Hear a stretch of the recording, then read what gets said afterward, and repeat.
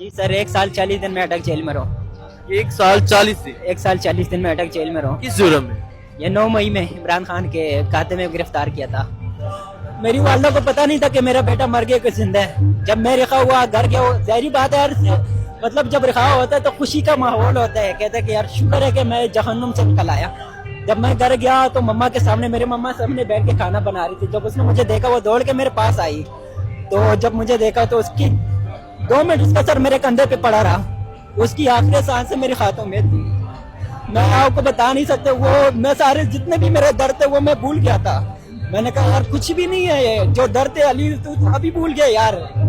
लेकिन अभी मेरी 5 साल की सिस्टर है, 5 साल की सिस्टर है, मैं उसको अकेले संभाल रहा हूँ। मेरा कोई भी नहीं है अब अल्लाह के सिवा। वालिद साहब? वालिद साहब तो पहले शहीद हो चुके हैं एफसी में, उसी की जगह पे मैं सिलेक्शन के लिए आया था।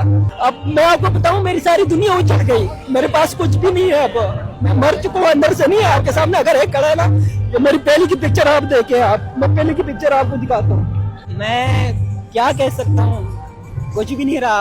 अब तो छोटी सी बहन है, उसकी देखभाल कर रहा हूँ, और मेरी सारी दुनिया अब वो ही है।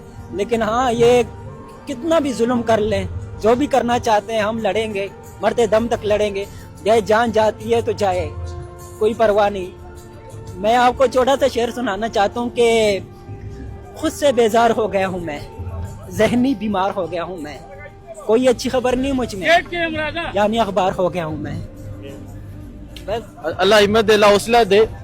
इस लड़के का नंबर ले लीजिएगा जी, इससे आपसे रब्ता रहेगा इंशाल्लाह। मैं बस, मेरी छोटी सी ख्वाहिश है कि मेरा खात का इलाज हो जाए। ठीक है इंशाल्लाह, ये आपकी आवाज पहुंचाएंगे। सो